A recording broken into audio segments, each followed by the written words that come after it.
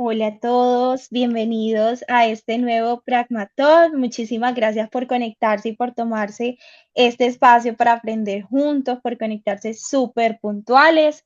El día de hoy estaremos explorando uno de los desafíos más importantes del desarrollo de software moderno, que es la concurrencia.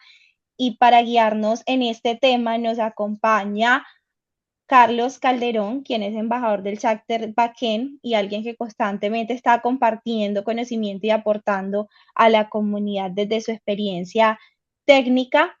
Durante la charla, pues si tienen dudas, preguntas, pueden ir dejándolas en el panel de preguntas y respuestas y Carlos va a ir dándoles respuesta. Y ahora sí, súper bienvenidos y bienvenido Carlos. Muchas gracias por acompañarnos. Muchas gracias, Geraldine. Hola, buenas tardes para todos. Bienvenidos a este espacio donde vamos a hablar de un tema muy interesante, que es el problema de la concurrencia, que nos sirve como tal, como un puente a una introducción a lo que es la programación reactiva. ¿Listo? Bueno, premiando la puntualidad de ustedes, vamos a empezar de una vez. La charla es un poquito larga, pero pues sé que va a ser muy provechosa para ustedes. ¿Listo? En especial si están aprendiendo este tema o que quieren profundizar, pues, en un tema que ya manejan, pues, en lo que están trabajando. ¿De acuerdo? ¿Listo? Entonces, hoy vamos a hablar el problema de la concurrencia, una introducción a la programación reactiva. Para los que no me conocen, mucho gusto, Carlos Calderón, yo soy embajador de Chapter Backend.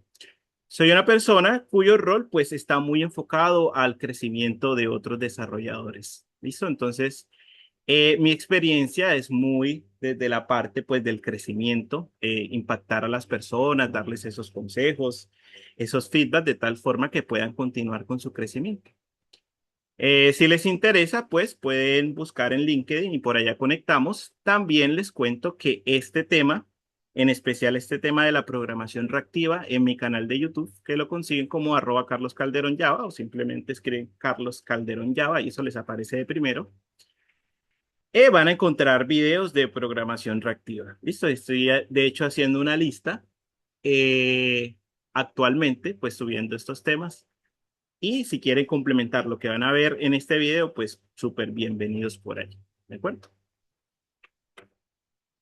Listo. De hecho, hoy, bueno, el 12 de marzo del año pasado, o sea, justo mañana un año, hicimos una charla también sobre uno de los retos, uno de los grandes retos también que tienen los software de escala nacional, que es la mantenibilidad.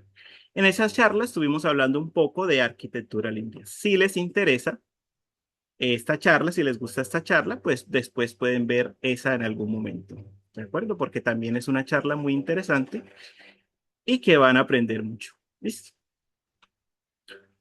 Ok, entonces, antes de empezar, pues que sepan que la charla es apta para casi todo público de TI, en especial pues para la comunidad Java. Que sepan pues que aquí no vamos a ver código, no vamos a entrar a profundidad, en la profundidad que de pronto pueden esperar de, no, que vamos a ver código reactivo, programación reactiva, no, no vamos a ver código, pero claramente sí la disfrutarás más si cumples al menos una de estas experiencias, pues. Si estás familiarizado con el desarrollo de APIs REST con Spring Boot y si estás familiarizado con manejo de memoria y ciclo de vida de los hilos en Java. Bueno, yo soy una persona que trabaja mucho con los láseres, con el puntero para señalar. ¿Eso se alcanza a ver o no se alcanza a ver? O sea, yo ahí estoy manejando el mouse. Por ahí por los comentarios, alguien que me confirme. Sí, sí se ve el puntero, sí. Ah, listo, no, súper bien, de acuerdo, bien, chévere. Pues.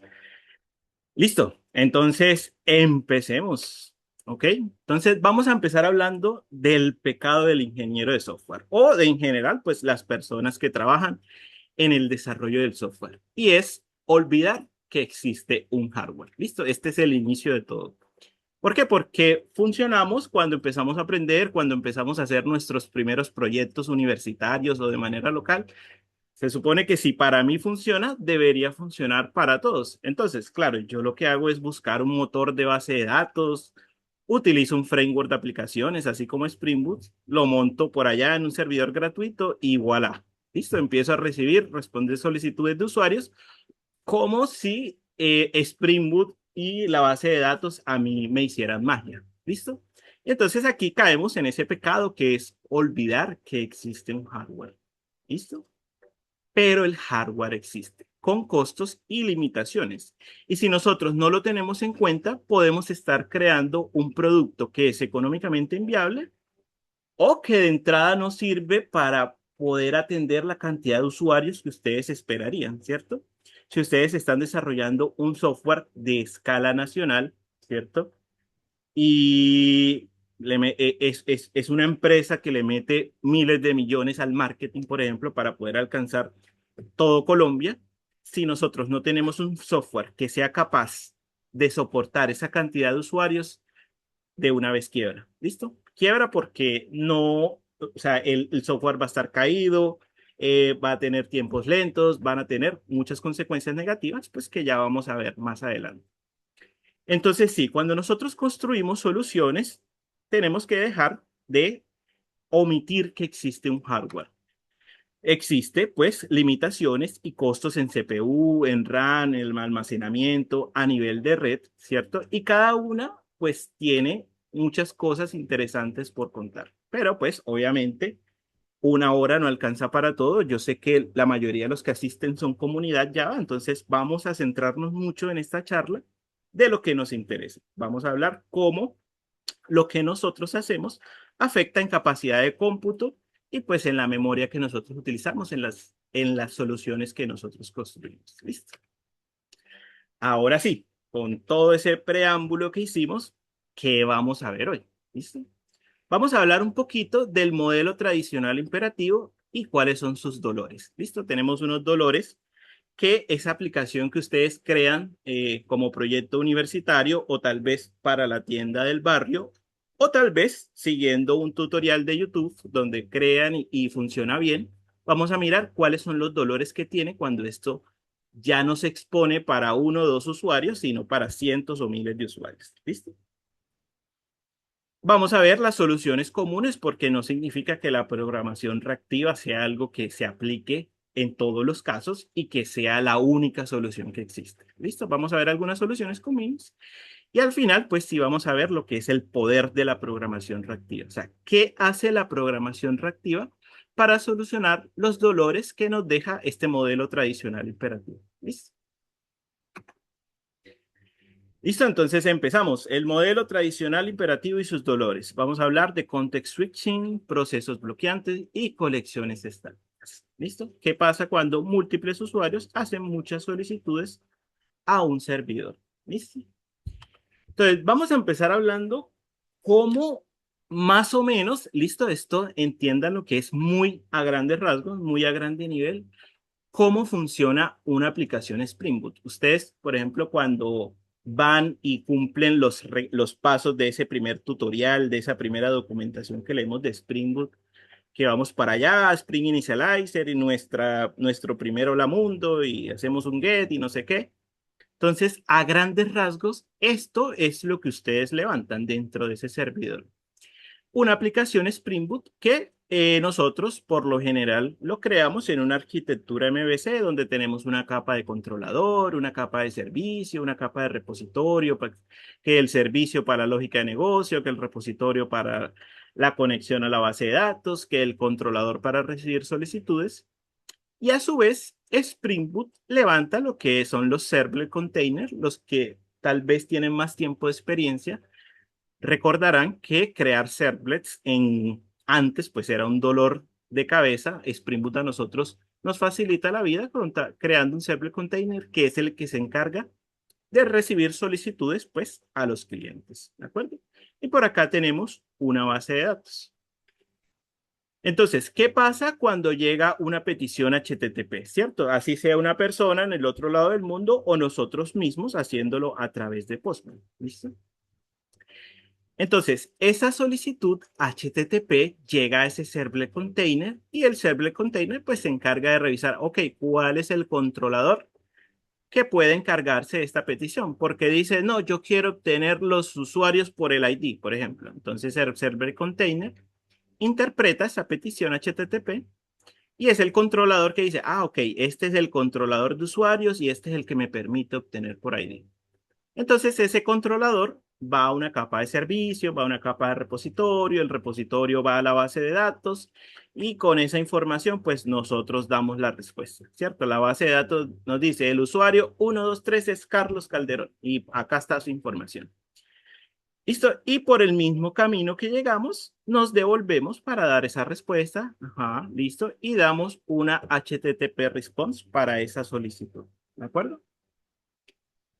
¿Hasta ahí estamos bien? Listo, entonces, claro, cuando no soy solo yo el que está ejecutando esa aplicación a través de Postman, o si utilizamos una herramienta para simular varias solicitudes al mismo tiempo, entonces más o menos este es el comportamiento. Estamos recibiendo varias solicitudes de manera concurrente, es decir, prácticamente al mismo tiempo, ¿cierto? Y el servlet container acciona los controladores los servicios, el servicio del repositorio y eso va a la base de datos, ¿cierto? Entonces, fíjense que cada una de estas es una petición totalmente independiente que no conoce las otras, pero que sí está, pues, eh, afectando mi sistema, ¿cierto? Requiriendo, pues, que mi sistema les responda, ¿de acuerdo? Y claro, normalmente nos quedamos con esto y está bien, pero pues hay que entender que esta capacidad de cómputo, lo que nosotros estamos haciendo aquí, esto no es gratis, esto tiene un costo computacional. ¿Listo? Que se ve reflejado en algo que se llama el thread pool. El thread pool traduce como una piscina de hilos, ¿listo? Para los que están familiarizados con esto, pues sabrán que los hilos son aquellos que me permiten, pues, poder correr esos procesos, esas tareas, ¿de acuerdo? Entonces, tengo mi aplicación Spring Boot y cuando yo la inicializo, tengo un pool de hilos, ¿listo? Y ese pool de hilos es básicamente es la materialización de la capacidad de cómputo que yo tengo.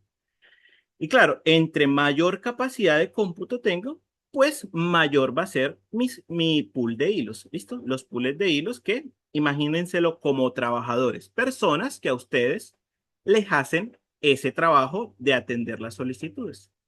Entonces, ¿qué es lo que pasa?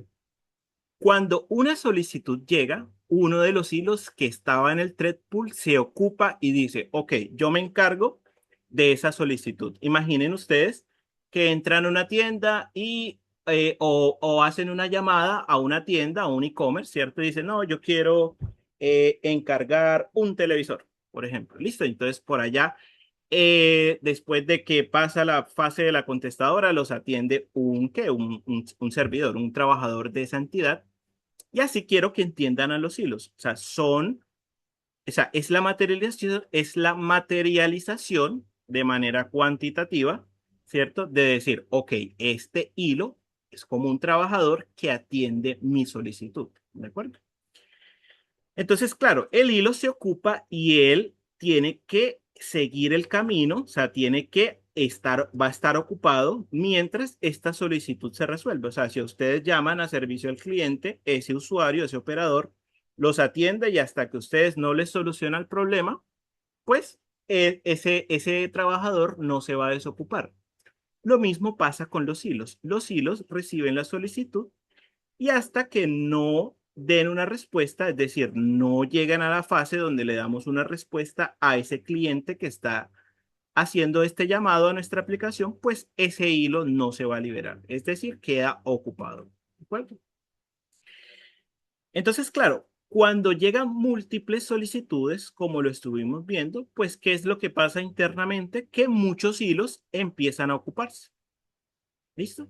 Entonces, claro, ellos todos tienen que hacer esta tarea y normalmente, pues esto es suficiente para una aplicación pequeña. O sea, pongan ustedes que una máquina mediana, o sea, como el computador que uno tiene para trabajar o el computador, un servidor mediano, normalmente a uno le provee unos 200 hilos, más o menos, por ejemplo. ¿Listo? Y normalmente esto es suficiente para una aplicación pequeña, porque imagínense, ¿qué tiene que pasar para que 200 personas estén usando mi aplicación al mismo tiempo? Listo, tiene que hacer una aplicación muy grande. ¿Por qué? Porque el hilo, una vez termina la tarea, pues se libera y él puede asumir pues otra solicitud. ¿De acuerdo? El problema es cuando las solicitudes llegan de manera concurrente. Ese pool de hilos se ocupa, ¿cierto? Esos hilos del pool de hilos se ocupan y pues tenemos que empezar a trabajar. Ellos empiezan a trabajar hasta que pues cumplen su cometido, puedan dar una respuesta y vuelven al pool de hilos. ¿Listo? Este modelo de cómo se trabaja de manera tradicional en Spring Boot MVC se llama One Request per Thread. Es decir, una solicitud por hilo o un hilo por solicitud. Si llega una solicitud, le asignamos un hilo. Si llega otra solicitud y este hilo está ocupado, pues le asignamos otro y así. ¿De acuerdo? Hasta ahí estamos bien.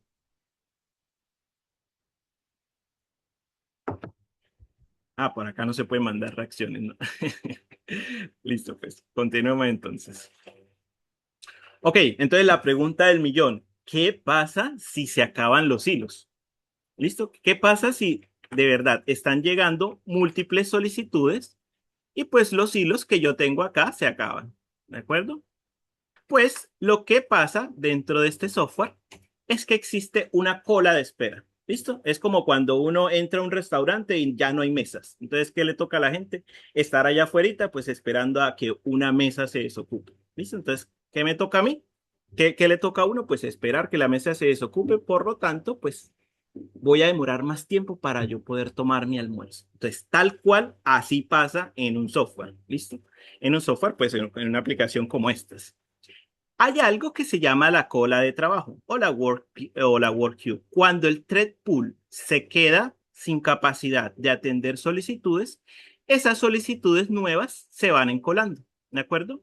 Entonces, una vez a uno de los hilos se libere, pues la cola se va desencolando. Entonces, el primero que llegó, pues es el primero que sale, típico comportamiento de las colas y pues ese empieza a ser atendido. Imagínense tal cual esa analogía del restaurante. Nosotros estamos en la fila de espera y pues ya estamos ahí de primeros. Se desocupó una mesa y nosotros vamos allá a que nos puedan atender. Listo, tal cual funciona esto. Entonces, quedan en una cola de espera hasta que un hilo las puede atender. Entonces, ¿cuál es la consecuencia negativa de que esto suceda? Pues para ese cliente que está haciendo la solicitud. O sea, si soy un usuario de este sistema, si soy un usuario de este sistema que está haciendo una solicitud, dice, yo quiero el usuario con el ID 123 y el thread pool está desocupado, pues, ¿qué es lo que voy a ver yo? Que mi solicitud va a tomar tiempo, ¿cierto? Va a tomar más tiempo de lo normal. ¿Por qué? Porque tiene que esperar que alguien pueda atenderlo. Listo, tal cual, así como funciona en la vida real, tal cual así esto funciona dentro del software. Y la otra pregunta es, ¿qué pasa cuando esta cola también se llena? O sea, es tanta la concurrencia que ni el thread pool ni la cola de trabajo dan abasto. Entonces, lo que normalmente pasa es que las solicitudes son rechazadas. Es decir, o sea, ya la fila llegó a su límite, yo le digo, no, o sea, ya no puedo aceptar más, no puedo aceptar más personas. ¿De acuerdo? Listo, entonces si las work queue también se llenan, entonces lo que pasa por defecto es que las nuevas solicitudes son rechazadas hasta que haya espacio en la cola de trabajo. Listo, esto es en el mejor caso, porque en el peor, pues esta aplicación se cayó incluso antes de eso. Listo. Pero pues eso no es la única consecuencia negativa que pasa cuando nosotros estamos trabajando estos hilos, múltiples hilos, de manera concurrente. ¿Listo? Los que fueron a universidad por allá, o bueno, no sé si eso también se da en carreras técnicas, espero que sí. Nosotros vemos una materia que se llama los sistemas operativos. ¿Listo? Que nos habla de cómo internamente un sistema operativo utiliza ¿qué? Los tiempos de la CPU. O sea, la CPU es el recurso, bueno, al lado de la RAM es el recurso más valioso y el que se encarga de hacer los procesos internos dentro de la computadora. Entonces, claro, uno tiene múltiples aplicaciones abiertas, que el YouTube, que el Zoom, que el PowerPoint, que Google, que el jueguito, que el Word, porque también estaba escribiendo alguna cosa, ¿listo? Entonces, la CPU funciona tan rápido y nos da fragmentos de tiempo a cada proceso tan rápidamente que uno cree que todo está funcionando pues al mismo tiempo. Entonces, ese algoritmo interno, bueno, esa estrategia interna que utiliza la CPU para decir, ok, ¿cuál es el proceso que ahora le toca? O en este contexto, ¿cuál es el hilo que ahora le toca? Se llama context switching. ¿Listo?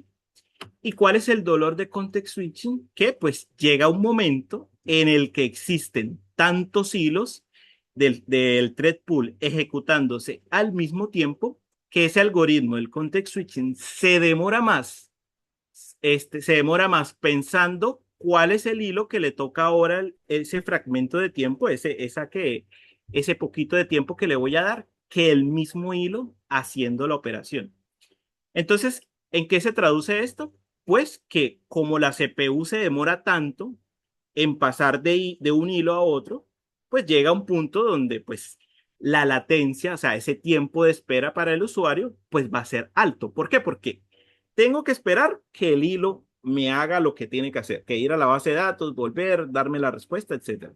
Pero también tengo que esperar a la CPU que decida, o sea, el tiempo que se demora la CPU decidiendo, pues, a cuáles hilos atender. ¿Listo? Entonces, llega un punto en el que existen tantos hilos concurrentes que el context switching demora más decidiendo cuál es el hilo que sigue que el tiempo que le da ese hilo. ¿Listo? O sea, demora más él pensando a quién le toca a continuación que el mismo hilo haciendo ese trabajo. ¿Listo?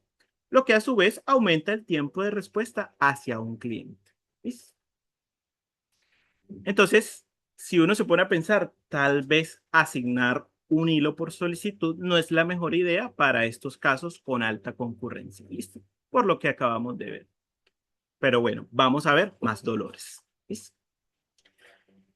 Un dato relevante de esto que acabamos de ver, de que una solicitud entra, un hilo se ocupa, esto empieza a viajar entre esas clases, entre esas capas que nosotros tenemos, que el controlador recibe la solicitud, que el servicio hace una conversión, que el repositorio se conecta con la base de datos y la base de datos nos devuelve una respuesta.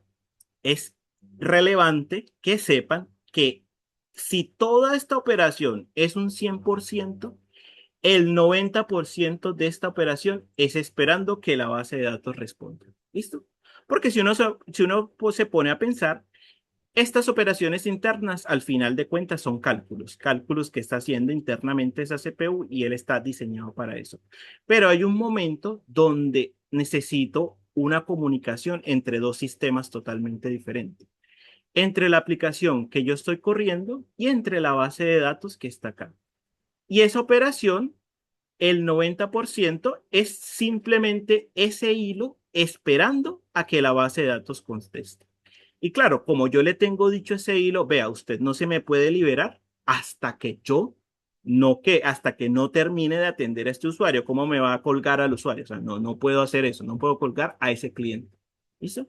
Entonces, si es esa persona que le toca llamar a otro jefe y por este lado tener pendiente también al usuario, pues a él le toca nada, esperar a que el otro le conteste. ¿Listo? Tal cual funciona así. Entonces, cuando esto sucede, decimos que este hilo está bloqueado y que esta operación de espera, donde el hilo no está haciendo nada, es un proceso bloqueante. ¿Listo? ¿Se entiende qué son los procesos bloqueantes? ¿Se entiende esto? ¿Listo? Entonces, el dolor de los procesos bloqueantes, y entiéndase procesos bloqueantes como las operaciones de entrada y salida. En este contexto, cuando nosotros estamos dentro de nuestra cajita de aplicación donde yo soy el único responsable de hacer esos cálculos, pues eso no es un proceso bloqueante, soy yo mismo haciendo lo que tengo que hacer. ¿De acuerdo? Pero si yo ya no es mi responsabilidad saber lo que está, o sea, no es mi responsabilidad, pues esa consulta que yo hago una base de datos, que hago una API externa, si estoy leyendo del disco, ¿cierto? Eso se considera una operación de entrada y salida y se consideran bloqueantes. ¿Por qué? Porque si el hilo llegó y él tiene que delegarse la responsabilidad, pues él en algún momento queda bloqueado. ¿Listo?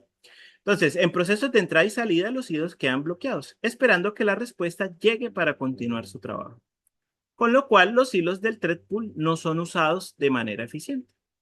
lo que se traduce en limitación de concurrencia para la aplicación y a su vez mayor tiempo de respuesta para los clientes. Porque claro, si la mayor parte del tiempo mis hilos están bloqueados esperando respuesta de un sistema externo, pues no estoy haciendo nada. O sea, la capacidad de cómputo no la estoy usando para nada, pero sí, pero pareciera que sí. Pareciera que para mis clientes que se les aumentó ese tiempo de espera o que empiezan a recibir mensajes de error, pareciera que sí, que la capacidad de cómputo es mucha, pero no, la capacidad de cómputo es mínima, sino que los hilos literal están ahí haciendo nada, bloqueados esperando la respuesta, porque nuevamente no le puedo incumplir al cliente, yo no le puedo colgar la llamada y decir, no, sabe que vuelva más tardecito. ¿Listo?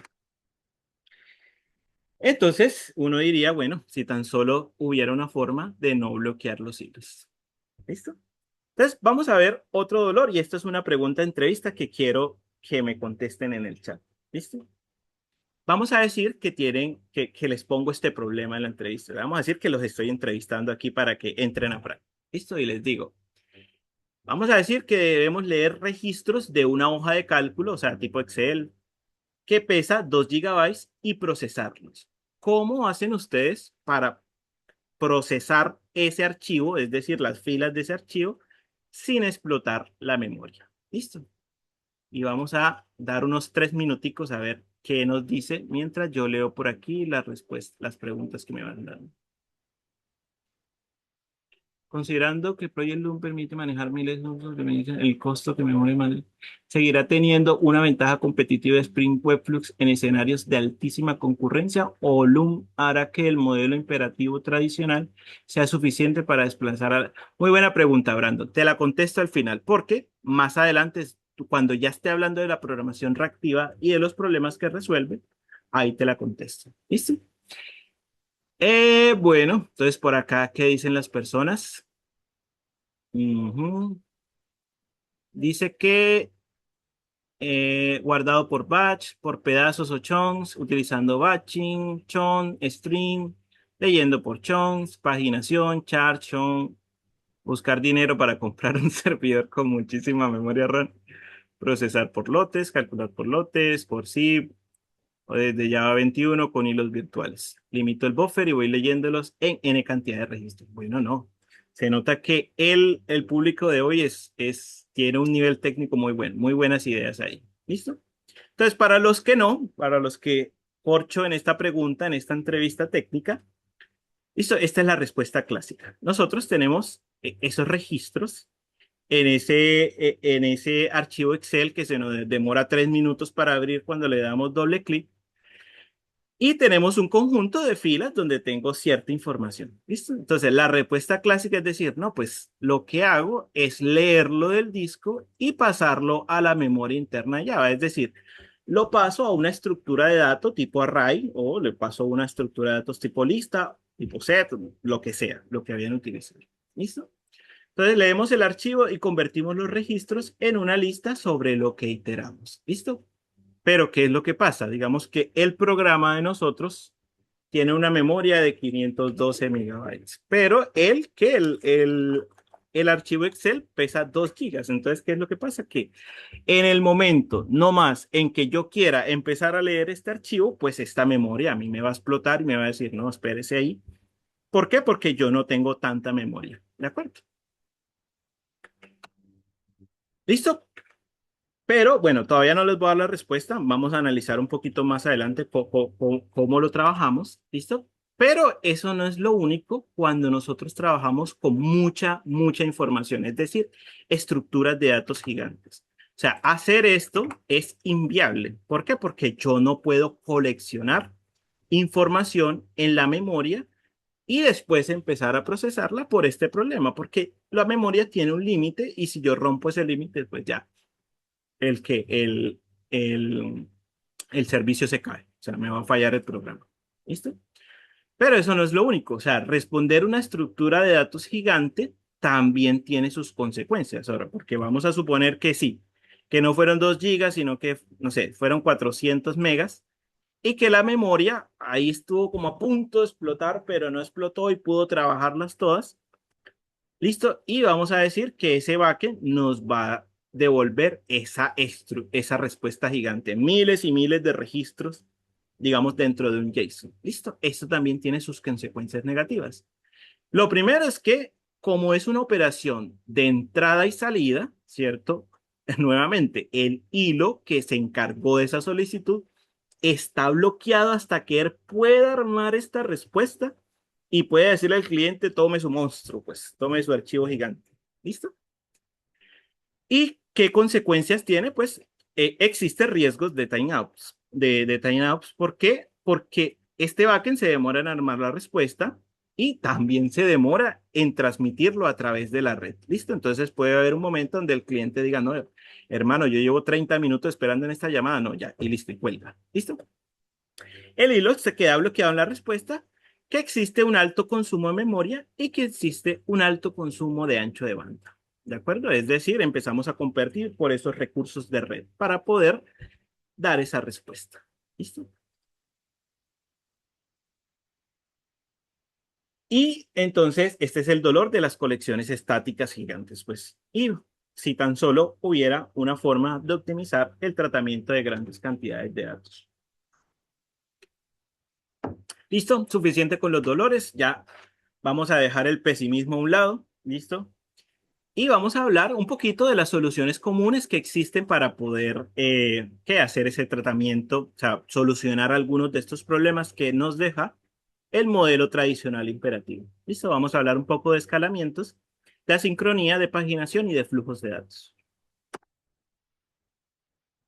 ¿Listo? Entonces, la primera forma de escalar, de atender más solicitudes, se llama el escalamiento vertical. Hay un momento donde el thread pool se queda sin hilos y dice la máquina, pues se quedaste sin hilos, entonces tranquilo que ahí te doy más. ¿Listo? Entonces, si la cantidad de hilos del thread pool depende por defecto de la máquina donde esto está corriendo, pues ¿qué hago? Dejo de utilizar la Canaima que tenía y me paso a una Super Mac Pro, no sé, ahí esas, la computadora de última generación. ¿Listo? O si, por ejemplo, tengo esto en AWS o algo así, pues entonces me paso de la micro, pues a la extra large, por ejemplo. ¿Listo? Entonces, como la cantidad de hilos disponibles depende por defecto de la máquina en la que corre la aplicación, pues hacemos la fácil, que es darle más recursos a esa máquina, es decir, más memoria y más CPU. ¿Listo? La otra forma de escalar se llama escalamiento horizontal. Entonces, pues, ¿para qué yo quedarme con una única instancia de mi aplicación? Hombre, si yo puedo replicar, es decir, en vez de yo tener un único usuario atendiendo todas las solicitudes de los clientes, ahí como con 4 teléfonos a la vez, pues, ¿qué me pongo a hacer yo? Pues a contratar nuevos trabajadores que me puedan atender más solicitudes de usuarios. Entonces, los clientes lanzan esas solicitudes, ¿cierto? Y por acá utilizamos algo que se llama un balanceador de cargas, ¿listo? Que también es algo súper interesante y que nos ayuda a decir, ok, quién de estas instancias, que es exactamente la misma, o sea, es la misma aplicación, solamente que con réplicas, cuál es de estos es el que está más libre para yo decirle, ok, atienda esa solicitud. Listo, esta es súper popular, es muy utilizada y en cualquier proyecto grande que vean, por lo general lo van a encontrar. Listo, el escalamiento horizontal. Entonces, ¿para qué quedarme con un solo thread pool? Si puedo, pues tener varios. Creamos instancias réplicas de la aplicación y empezamos a repartir solicitudes entre ellas de manera balanceada. ¿Ok? O escalamiento horizontal. Listo, y de hecho, estas son estrategias muy usadas y recomendadas para la concurrencia. O sea, no es algo que sea ajeno a la programación reactiva. O sea, eso, incluso con programación reactiva, van a haber estos tipos de escalamiento. Pero pues tengan en cuenta que ambas necesitan más hardware. O sea, yo no puedo hacer un mal diseño, utilizar mal mi recurso y decir, no, pues simplemente pues creamos réplicas, o sea, hacemos escalamiento horizontal o le damos más recursos, escalamiento vertical. ¿Por qué? Porque todo, o sea, ustedes saben que que la capacidad de cómputo es de las cosas más caras que hay. El hardware es súper caro. ¿Listo? Entonces, lo que requiere mayor inversión. Sí, yo puedo hacer esto muy bonito, pero pues esto requiere servidores para poder tener esas instancias y esto requiere pues mayor capacidad de cómputo. Ambas son requisitos o sea, requieren mayor cantidad de hardware, lo que es más dinero. ¿Listo?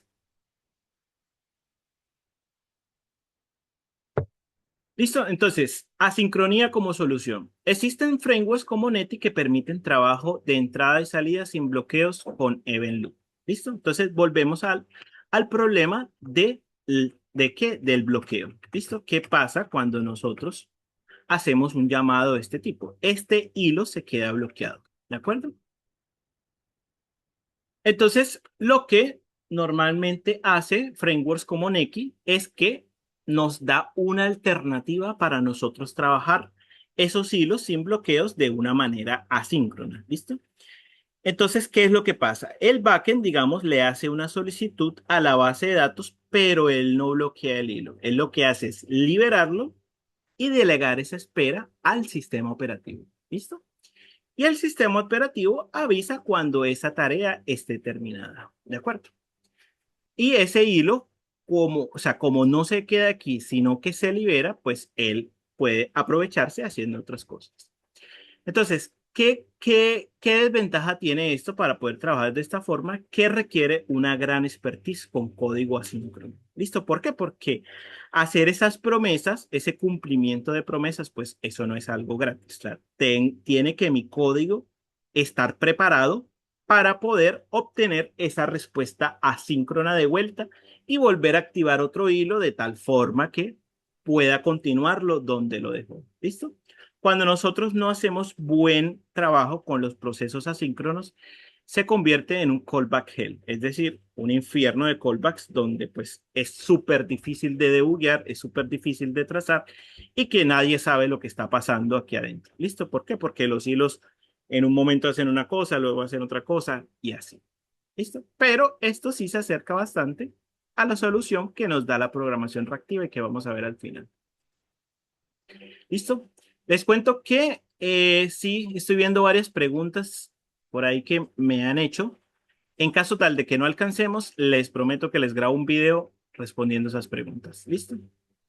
Y esto queda grabado, también va a quedar en YouTube para que vean que no voy a poder mentir. ¿Listo? La otra forma es la sincro, así que si tienen preguntas, háganlas, ¿no? Háganlas que yo voy a aprovechar para responderlas todas. Asincronía como solución. Otra forma de nosotros aprovecharnos de procesos asíncronos es utilizar un broker de mensajería, es decir, una herramienta que a mí me sirva para desligarme de los llamados, de las llamadas síncronas, es decir, llamadas HTTP entre componentes, o sea, lo que nosotros normalmente hacemos acá, ya, acá. Es decir, yo tengo un backend, llamo a una API externa y esa API tiene a mí que contestarme, ¿de acuerdo? ¿Listo? Entonces, ese Message Broker, llámese Kafka, llámese Rabbit, llámese, bueno, SNS con SQS, cosas así, Event ¿listo? A mí me permite, de cierta forma, orquestar esa lógica para que yo envíe un mensaje y me olvide de eso. Y de tal forma que cuando a mí me llegue esa respuesta, pues pueda retomarlo en otro proceso. ¿Listo? Así me evito, pues, esos procesos bloqueantes. Entonces, cuando la comunicación es entre distintos servicios de un sistema distribuido, podemos aprovechar herramientas de mensajería. Así no bloqueamos hilos esperando respuestas. A contraposición de que bases de datos o APIs externas no están preparadas para esta comunicación y que el mismo broker, pues esta herramienta pues tampoco es gratis. Esto también requiere de hardware, ¿listo? Para nosotros poder manejar. ¿Listo? Otra alternativa muy popular para manejar grandes cantidades de datos, respuestas muy grandes, es la paginación. ¿Listo? Es decir, yo como frontend no le digo, o como frontend o como cualquier otro sistema, yo no le digo un backend. Deme todos los productos que están en la base de datos o deme todas las transacciones, digamos, en un banco nacional que se hicieron en el día. ¿Listo? Porque es una cantidad absurda, gigante de información. ¿Listo? Y ocurre el error que vimos antes, o sea, que las consecuencias negativas que tiene, pues, devolver miles y miles de registros en una única respuesta estructurada. ¿Listo? Entonces, la paginación lo que dice es, básicamente, es una estrategia que dice, no me los dé todos, sino que deme los primeros 500, el backend responde, aquí están, el frontend dice, ok, ya que tengo los primeros 500, ahora deme los que siguen, el backend sigue respondiendo y el frontend dice, deme otros 500 productos. Listo, y así hasta que pues consiga todos los que necesite. ¿De acuerdo? Esto es muy popular, la paginación. Y las ventajas tienen que pues se responde en tiempos prudentes, bajo consumo de CPU y memoria. ¿Por qué? Porque tratamos con pocos datos y obviamente un menor tráfico de red, a contraposición que vamos a tener una latencia acumulada. Es decir, si yo de verdad necesito absolutamente todos los productos para hacer un procesamiento, pues, ¿qué me toca a mí? Darle vaya y venga, vaya y venga, vaya y venga, vaya y venga, traer todos los productos de uno en uno. ¿Listo? Lo que lo hace más lento porque requiere interacción entre esos dos componentes. ¿Listo? Existe un alto acoplamiento al backend para filtros y ordenamientos. Listo, es usual que el frontend eh, haga un llamado, el backend devuelva los datos y que en el mismo frontend pues se puedan hacer ordenamientos o filtros sencillitos, pues algoritmos sencillos de tal forma pues que la experiencia del usuario sea muy buena. Cuando son tantos, listo, es difícil con paginación tener un algoritmo que me permita a mí ordenar o filtrar las cosas, pues mientras voy paginando las cosas. Entonces, lo que normalmente se hace es delegar simplemente todos los filtros y ordenamientos al backend, lo cual pues degrada esa experiencia de usuario, ¿cierto? Y el efecto fantasma en escenarios de alta escritura, o sea, cuando nosotros escribimos mucho, o sea, si nosotros decimos los primeros 500 productos, ¿listo? Pero resulta que cuando yo consulté los segundos, los primeros 500 ya cambiaron, ¿listo? Porque cambió alguna información, los precios o lo que sea, pues puede existir inconsistencias en esos datos que se consiguen, ¿listo? Lo que se llama el efecto fantasma. Y por último, otra solución común que se le da a la concurrencia o la gran cantidad de datos, y esta es la respuesta del ejercicio que les coloqué. Bueno, una de las de respuestas, varias de las que me pusieron también son muy válidas, son los flujos de datos. Acá evitamos lo que primero se nos viene a la cabeza, que es que a partir de esa hoja de cálculo nosotros creamos una estructura de datos estática tipo lista, donde pues colapsamos la memoria. Sino lo que hacemos en los flujos de datos es empezar a leer el archivo y así como voy leyendo, los datos van fluyendo, de tal forma que yo los pueda procesar y deshacerme de ellos, pues mientras los voy procesando. ¿Listo? Con lo que queda una capacidad de memoria, pues, que no sobrepasa límites. ¿Listo? No explota. ¿Por qué? Porque una vez este ya se procesó, pues yo lo olvido. ¿Listo? Puedo atender el siguiente y después que se procesa, pues yo lo olvido y así sucesivamente. ¿Listo? Entonces, evitamos coleccionar los datos y los dejamos fluir a medida que los tratamos, lo que evita, pues, colapsar esa memoria.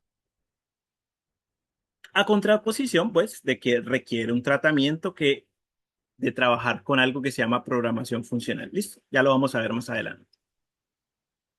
Listo, son las 5:41 y oye, esta charla no era de programación reactiva. Pues, esto es un clickbait, ok, no, pero sí, ya vamos a hablar de programación reactiva. Pero sí era importante pues que conocieran el contexto, no simplemente aprender esto porque es lo que me piden en el banco, es lo que pide la vacante de Pragma, listo, sino pues aprender de dónde nace eso, o sea, cuáles son los problemas que esto está solucionando, ¿de acuerdo? Y pues en general, si me van a seguir en YouTube, por ejemplo, si van a ver un poquito mis videos, van a ver que son muy así, son muy orientados a esa profundización y a los problemas que resuelven. ¿Listo? Ahora sí, vamos a ver el poder de la programación reactiva. Vamos a hablar de flujos de datos, paradigma declarativo, event loop, publicadores y suscriptores, cuándo usarlo y cuándo no. ¿Listo? Entonces, programación reactiva. Entonces, ojito, vamos a leer esto juntos. Entonces, si ustedes están ahí en la pantalla, quiero que repitan conmigo o que lean esto en voz alta. ¿Listo? La programación reactiva es un paradigma de programación declarativo basado en el procesamiento asíncrono de flujos de datos que reaccionan a cambios en tiempo real de manera no bloqueante. Otra vez, la programación reactiva es un paradigma de programación declarativo basado en el procesamiento asíncrono de flujos de datos que reaccionan a cambios en tiempo real de manera no bloqueante. ¿Listo? Vamos a ver cada una de estas palabritas que están enmarcadas y cómo la programación reactiva las ataca. ¿De acuerdo? Obviamente, pues, de una manera conceptual modo charla, ¿listo? Si quieren más detalles, ya saben, en los videos sí entramos muy a profundidad en cada una de estas cosas. Combina diversas estrategias de las soluciones vistas para crear software preparado para la concurrencia de manera óptima. Es decir, necesita menos hardware. Listo, entonces, el reto con los flujos de datos y la reactividad. Fíjense que algo que me exige a mí esta afirmación es que tengamos un procesamiento asíncrono de flujos de datos que reaccionan a cambios en tiempo real. Flujos de datos que reaccionan a cambios en tiempo real. Entonces, aquí ya tenemos el primer inconveniente con la forma tradicional de trabajar, y es que nosotros no podemos reaccionar a los cambios en tiempo real cuando los necesitamos todos para poder procesarlos. Es decir, para información como un Excel, por ejemplo, como una hoja de cálculo, de cierta forma sí, puedo tener una que otra estrategia para que para empezar a trabajarlos con flujos de datos. Sin embargo, cuando a mí me ponen la restricción de que esto se procese en tiempo real, yo no puedo darme este lujo porque yo no sé esta información que a mí me están mandando cuándo termina. O sea, si me están dando información, por ejemplo, imagínense la geolocalización de un vehículo en tiempo real y yo necesito procesar esa información. O sea, ¿cuándo voy a terminar? O sea, ¿cuándo las voy a coleccionar?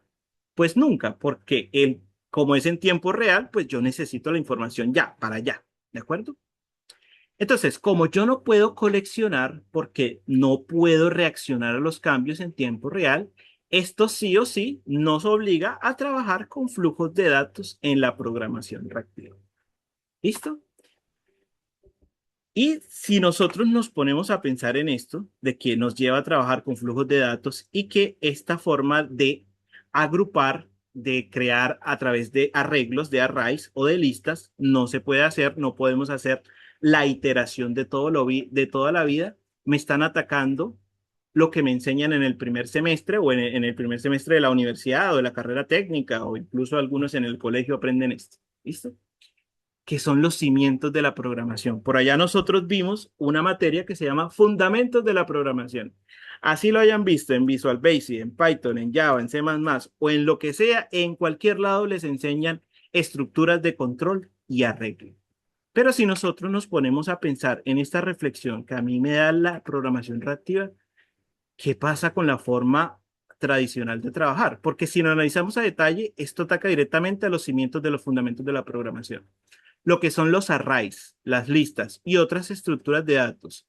Y los iteradores y bucles, o sea, estas sentencias de control for o while, todo eso se va. O sea, todo eso no me sirve. ¿Por qué? Porque yo necesito trabajarla, o sea, no puedo trabajarla de esta forma, sino que debo trabajarla de esta forma. ¿Listo? Esto es una vaina que uno dice, wow, cambia la mente y que por lo general es lo que le cuesta a tantas personas cuando estamos aprendiendo esto. O sea, cómo pasar de algo que he hecho toda la vida, que me están enseñando desde que aprendí a programar, a olvidarlo simplemente y empezar a trabajar estas cantidades de datos, pues, de otra manera.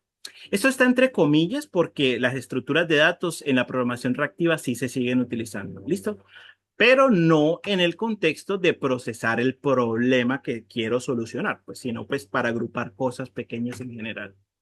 Listo, entonces antes teníamos un array donde, ok, aquí tengo mi nombre, entonces tengo carácter por carácter y entonces yo quería contar cuántas veces, cuántas vocales el algoritmo básico de fundamentos de programación, el primer parcial, cuántas vocales tiene un string, por ejemplo. ¿Listo? Entonces yo voy pasando una por una de esas posiciones de ese arreglo o de esa lista y digo, ok, aquí está la A, bien, listo, acá está la O, bien, y listo, terminé mi algoritmo. Son dos las vocales que están en este string. ¿Listo? Entonces, esto tiene que desaparecer, esta forma de trabajar, esto ya no se hace así. ¿Listo? Y aquí es donde entramos a el conflicto que tiene la programación reactiva con el modelo tradicional de cómo se trabaja.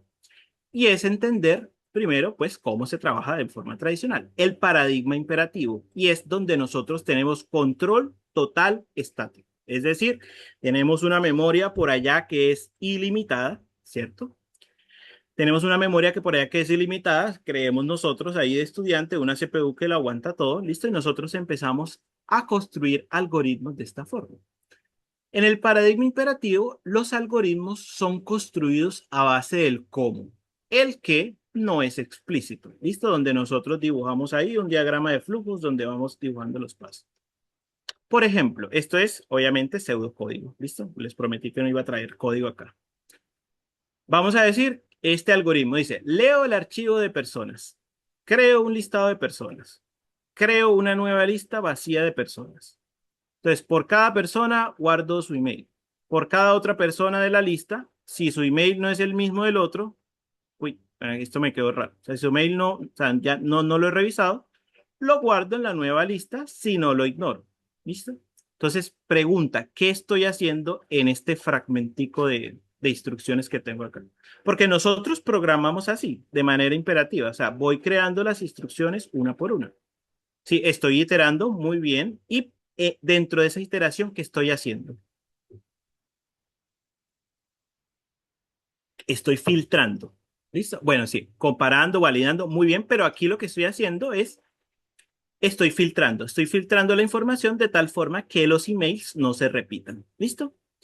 Y luego, por cada persona de la nueva lista, guardo el nombre, elimino caracteres especiales y le asigno el nombre purgado. Listo, elimino caracteres especiales porque la gente en los formularios a veces pone signos de interrogación, signos de admiración, comas entre los nombres y es extraño. Listo, entonces aquí lo que hago es asignar. Pero si nos ponemos a pensar, bueno, ¿qué estoy haciendo aquí? Me toca adivinar a partir de estas instrucciones. ¿Por qué? Porque en el paradigma imperativo, el qué no es lo importante, el cómo es lo importante, porque esto me lo entiende a mí, es una máquina, no una persona, ¿cierto? Entonces tengo que decirle una por una lo que voy a hacer. Listo, entonces, el problema, ups, el problema de las colecciones para muchas cantidades de datos. Listo, entonces, cuando nosotros tenemos que iterar, pues, o sea, tenemos el problema que ya vimos, o sea, ¿qué pasa cuando es mucha cantidad de datos? Pues la memoria se me explota, ¿cierto? Esta forma de trabajar, combinarlo con procesos asíncronos es un infierno. ¿Listo? Porque cuando yo tengo que iterar y tengo que iterar de paso de manera síncrona o supuestamente de manera paralela, esto, trabajarlo, manejarlo, controlarlo es un infierno. ¿Listo? Y de paso que cuando estos algoritmos son un poco más complejos, esto se vuelve, entre comillas, difícil de leer, pues porque al final de cuentas, pues nosotros aquí entendemos, haciendo esto toda la vida, pues sabemos qué hace esto. Tiene que ser un algoritmo muy rebuscado, pues para uno saber, para uno no saber qué está haciendo. Yo en esta no estoy muy de acuerdo, pero pues los gurús de la programación dicen que es difícil, más difícil de leer eso. Listo, y ahora vamos a hablar del paradigma declarativo, que es la forma correcta de trabajar los flujos. Entonces, los algoritmos son construidos a base del qué. El cómo no es explícito. Fíjense que es inverso a lo que nos dice el paradigma imperativo. El paradigma imperativo, el cómo es el importante, el qué no. Acá, el qué es el importante y el cómo no es explícito. O sea, ya veremos cómo lo hacemos. ¿Listo? Entonces, si nosotros nos basamos en el qué hizo este algoritmo, no cómo lo hizo, sino qué hizo este algoritmo, lo primero que hizo fue leer un archivo. Luego lo que hizo fue filtrar información. Y luego lo que hizo fue transformar información. ¿Listo? O sea, filtro aquí por emails y luego transformo eliminando nombres con caracteres especiales. Tal cual en el paradigma declarativo buscamos esta forma de programar. Dice, a partir de estos datos, usted lo que va a empezar es empezar a fluir. O sea, leerlos, ya sea del disco donde los vayamos a leer, y empezamos a fluir. Y cuando empezamos a fluir, no coleccionamos, sino que el flujo pues empieza a andar y estas bolitas, entiéndanlo como elementos, como información, pues empiezan a andar uno por uno como si esto fuera un río. ¿De acuerdo? Y después, ¿qué decimos? Filtre. ¿Cómo voy a filtrar? No me importa. Listo. Acá va a existir cierta lógica para que me filtre, pero no me importa. Luego de filtrar, vamos a transformar. ¿Cómo voy a transformar? No importa. Aquí, en el paradigma declarativo, lo que importa es el qué, no el cómo. ¿De acuerdo? ¿Listo? Entonces, los eventos, o sea, entiéndanse estos datos que estamos procesando, independientes que no requieren conocerse. O sea, esto Estos son eventos independientes que no requieren conocerse entre sí. Es decir, esto es una eficiencia grande en el manejo de memoria. ¿Por qué? Porque yo no necesito tenerlos todos coleccionados al mismo tiempo en la memoria para poder tener control de todo. No. En este caso, esto está fluyendo y yo apenas lo procese uno, ya puedo olvidarlo. Listo, estoy manejando eficientemente la memoria. Como cada evento es independiente, se ejecutan en sus propios tiempos, beneficiando el asincronismo. Esto cuando yo estoy haciendo una iteración sobre muchos datos, porque si fuera un solo algoritmo de un solo dato, pues trabajar de manera síncrona es fácil. Vas y luego me avisas cuando vienes, pero cuando muchos están cargando con sus propios tiempos y yo quiero controlarlo todo, esto se vuelve un infierno. ¿Listo? Entonces acá como cada evento es independiente, ellos no se conocen entre sí, entonces esto beneficia mucho para trabajar de una manera síncrona. ¿Listo? Se supone que esto es más fácil de leer a contraposición de que, hombre, esto te obliga a ti a cuestionar estos cimientos de la programación. Es decir, a decirnos, eso que nos enseñaron en el primer semestre, lo que eran los fundamentos, capaz hoy en día no se trabaja así. ¿De acuerdo? Y volviendo a los flujos, voy a ir un poquito más rápido, que se nos está acabando el tiempo. De manera natural, ya no devolvemos una única respuesta gigante estática y que demora en armarse, transmitirse y responderse, que es lo que solemos hacer. Sino que cuando trabajamos de esta manera, donde los flujos se van procesando, pues hombre, como cada evento es independiente, yo puedo ir, mientras los voy procesando, los voy respondiendo, ¿de acuerdo? Y esto aquí me evita a mí trabajar con paginación. ¿Listo? Bueno, volvemos a algo que se llama el event loop para nosotros poder trabajar o sea, procesos no bloqueantes. Antes teníamos el problema de bloquear el hilo del thread pool para operaciones de entrada y salida. Dijimos que Netty internamente nos da un super thread pool, o sea, tenemos unos hilos que son súper poderosos. O sea, esto de bloquear los hilos ya se acabó.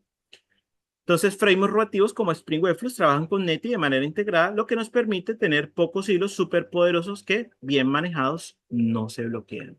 ¿Listo? ¿Cómo funciona el event loop, esta estrategia? Llegan las solicitudes, listo, esto se trabaja, un evento de un hilo de este event loop las va atendiendo todas, y el problema era el proceso bloqueante, lo que a mí me hacía demorar. Entonces, ¿qué es lo que hace este proceso? Le lega el trabajo de espera al sistema operativo. Le dice, "Ah, vea, señor sistema operativo, aquí le dejo esto y usted me da la respuesta y me avisa cuando la tenga, en vez de yo, digamos, ir donde el vecino y decirle, vecino, me da un poquito de café, ¿listo? Y el vecino viene y dice, bueno, espéreme ahí, yo que lo quedo esperando ahí en la puerta, ¿listo? Ah, en vez de vecino, cuando tenga el cafecito me manda un WhatsApp y yo vengo tantico y lo recojo. ¿Listo? Entonces, así funciona. Estos sí los deben loop, no se quedan bloqueados, sino que siempre, apenas delegan el trabajo, vuelven a atender otra solicitud. Y son muy poquitos, lo cual me arregla el problema del context switching. O sea, que no tengo múltiples hilos y la CPU no está ahí pensando, pues, cuál es el hilo que le toca. ¿De acuerdo? Ay, Dios, no. El tiempo corre muy rápido. Servicios que no van al mismo tiempo. Contrapresión. ¿Listo? Entonces, fluir datos de manera síncrona, de manera asíncrona, no bloqueante, aunque suene increíble, no es suficiente. ¿Listo? Esto ya lo probaron en las primeras versiones de Java RX. Supongamos que tenemos un sistema distribuido. ¿Listo? Si tenemos un super servicio muy grandote, muy robusto, con mucha máquina, o por ejemplo, nosotros tenemos una API que está leyendo, no sé, los tweets que se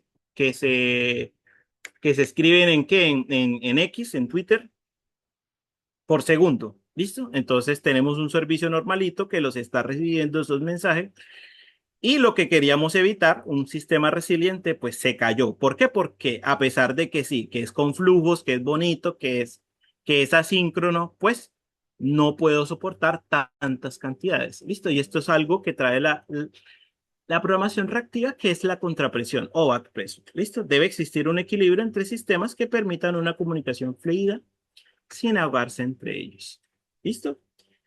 Y para yo poder hacer este proceso de contrapresión de decir, oiga, no me mande todo porque mi hijo me va a ahogar, ¿listo? Entonces, ellos inventaron, bueno, no inventaron, e implementaron lo que es el patrón observer, en el cual no es ese emitidor, no es ese el que va a emitir los datos que le responde al cliente como dé la gana, sino que es el cliente que funciona a modo de suscriptor, que dice, ok, ¿sabe qué? Usted me va a emitir unos datos, sí, pero yo le digo más bien de a cuántos me mande, porque yo no tengo tanta capacidad de cómputo y solo le acepto paqueticos completos. ¿Listo?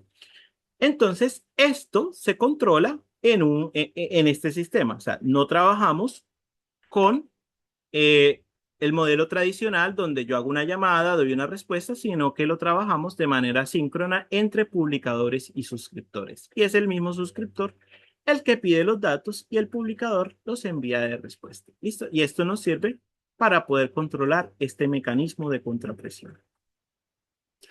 Listo, donde todo converge. Existen diversas librerías, estrategias y frameworks para trabajar de manera reactiva en Java. Spring Webflux y por consiguiente Project Reactor suelen ser los más populares en proyectos grandes en Colombia. ¿Listo? Proyectos muy grandes, aplicaciones muy grandes, suelen utilizar Spring Webflux y Project Reactor, o sea, de todas las librerías, pues dentro de su código. Es muy popular en Colombia, Spring Webflux. ¿Listo? Y pues para que vean que esto no es mentira, esto no es documentación oficial, porque obviamente pues Spring Webflow no va a ponerse a comparar entre Spring MVC mismo, ¿listo? Sino que esta es información que se consigue pues en algunas comparaciones por internet. Cuando nosotros tenemos muchas llamadas bloqueantes, fíjense cómo esto afecta los tiempos de respuesta. Esto es tiempo de respuesta y estas son cantidad de usuarios concurrentes, ¿listo? Cuando no tenemos o solo tenemos una llamada bloqueante, prácticamente se mantienen igual. El azul es el imperativo, el naranja es el reactivo. Pero cuando ya tenemos dos llamadas bloqueantes, fíjense cómo esto se empieza a alejar.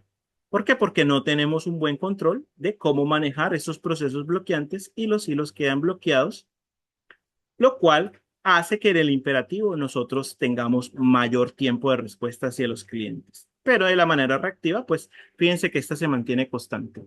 A 250 usuarios, antes de 0.5. Y acá pues es similar. ¿Listo? Por ahí dentro de 0.5. Lo mismo comportamiento bajo alta concurrencia. En Spring MVC, el modelo tradicional para 100 usuarios es más o menos similar que lo que puede soportar Spring Webflow. Pero fíjense que ya para 500 usuarios, Spring MVC baja la capacidad de solicitudes, es decir, eso se llama throughput, eh, de que puede aceptar y fíjense que empieza a fallar. 0.3% de las solicitudes terminan en error, acá 0.7. 0.70% terminan en error, pero Spring Webflux sí se mantiene constante, es decir, puede soportar una alta concurrencia, ¿de acuerdo? Por todo lo que ya les expliqué. Listo, no se me vayan, por favor. Denme 5 minuticos más y terminamos con esto. ¿Cuándo usar y cuándo no usar esto? ¿Listo? ¿Por qué? Porque no quiero que se me vayan con el mensaje de que sal de acá a cambiar todos los microservicios a programación reactiva, ¿no? Listo, y para eso vamos a utilizar la documentación de Spring Web. Si tú tienes una aplicación Spring MVC que funciona bien, no hay necesidad de cambiar, de verdad. No cambies porque si estás haciendo una aplicación local para tu ciudad donde un usuario accede al día y pues ¿para qué? No tienes nada que hacer. Spring MVC te funciona a la perfección. ¿Listo? Esto es para grandes aplicaciones con mucho presupuesto donde tenemos mucha concurrencia. ¿Listo? Y nos deja una reflexión sobre el performance, pues. Dice que, ¿cómo es que es esto en español? Performance. Bueno, el performance tiene muchas características y significados. ¿Listo? El desempeño, el rendimiento, sí, gracias. El desempeño tiene muchas características y significados y nos dice, o sea, algo que sea reactivo y no bloqueante generalmente no hace a las aplicaciones correr más rápido. ¿Listo? No significa que la programación reactiva me hace hacer, me hace correr las cosas más rápido. De hecho, en algunos casos, ya vamos a ver cuándo, puede ser contraproducente trabajar con un modelo reactivo. ¿Listo? Entonces, el beneficio clave esperado de trabajar de esta manera reactiva es la capacidad de escalar con un pequeño, fijo número de hilos y menos uso de memoria. Es decir, podemos trabajar grandes cantidades ahorrando cantidad de hardware. O sea, es una manera óptima de trabajar la concurrencia. ¿Listo? Entonces, ¿cuándo es buena idea usarlo? Si quieres soportar alta concurrencia optimizando el uso del hardware, lo que se traduce en ahorros de costos de operación a largo plazo. ¿De acuerdo? ¿Listo? Tus servicios tienen muchas llamadas bloqueantes, lo que les hace fallar y aumentar tiempos de respuesta de clientes. Lo que acabamos de ver aquí. Entre más llamadas bloqueantes tenga un proceso, pues más se va a demorar. Por ejemplo, eh, un pago de planillas comerciales, por ejemplo, un pago de planilla de empleados que tiene que leer uno del disco de un archivo Excel, luego ir a la base de datos para tener la información de los clientes, luego ir a una API para revisar si las si las cuentas de ellos están bloqueadas, etcétera, cosas así. Cuando tenemos muchos procesos bloqueantes, pues eso aumenta la latencia para los clientes. ¿Listo? Tienes un sistema distribuido donde los servicios más grandes ahogan a los más pequeños. Es decir, necesitas pack preso, o sea, controlar cómo se comunican entre ellos y la cantidad de información de cómo la comparan. O trabajas con procesamiento de datos en tiempo real. El ejemplo que les di, pues, la información de geolocalización de un camión en carretera por allá en Colombia, por ejemplo. Listo. ¿Cuándo no es buena idea usarlo? Si tu aplicación ya funciona como está, ni para qué. O sea, de verdad. Si es algo pequeño y eso ya funciona, ni se te ocurra cambiarlo. ¿Por qué? Porque tiene su curva de aprendizaje. ¿Listo?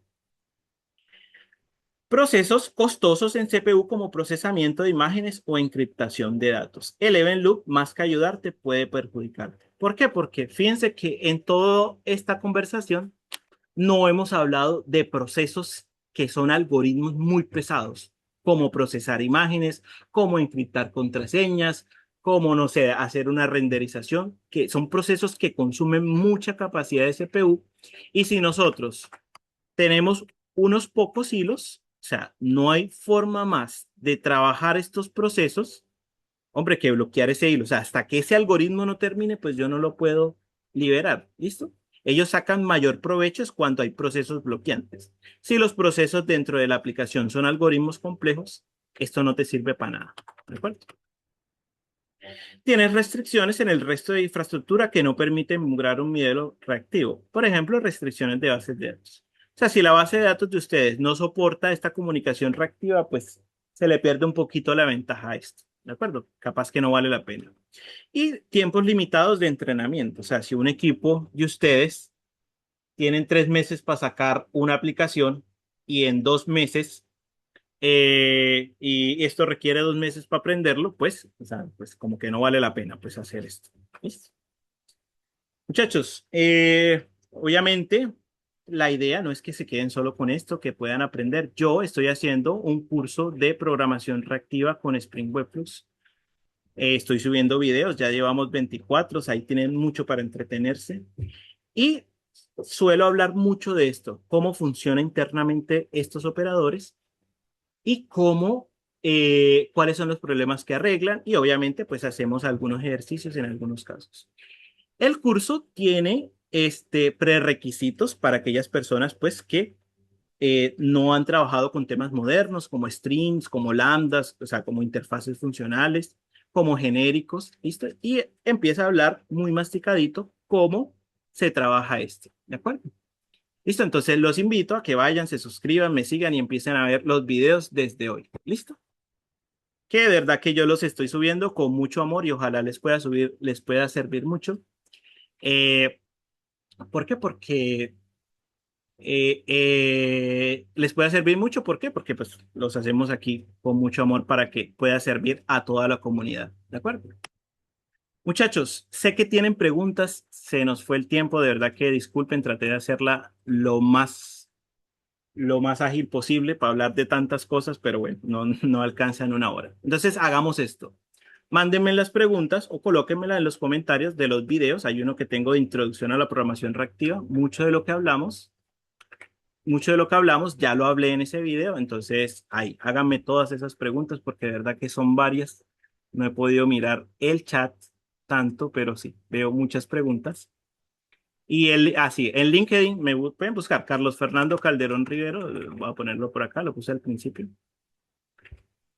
Acá, Carlos Fernando Calderón Rivero, pues ahí lo pueden encontrar. Y por acá, pues hay otras preguntas, pero sí. Entonces los invito a que me las dejen por allá y yo les hago un video específico contestando esas preguntas. ¿Listo?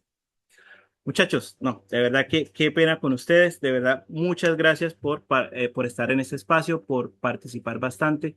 En su pico más grande fueron como 180, vi por ahí, la verdad eso me hace muy feliz que este tema pues les interese mucho y pues que aprecien el contenido que les trajemos aquí en Pragma. ¿Listo? Espero que todos sigan creciendo, espero verlos por allá en YouTube, en algún comentario. Y bueno, no, estamos hablando. Ahí te cedo la palabra, Geraldine. Muchas gracias a todos por escuchar. Muchas gracias, Carlos, por compartir conocimiento. Muchas gracias a cada uno de los asistentes. Las memorias de este espacio serán enviadas a sus correos. Que tengan una feliz tarde, que estén muy bien. Chao.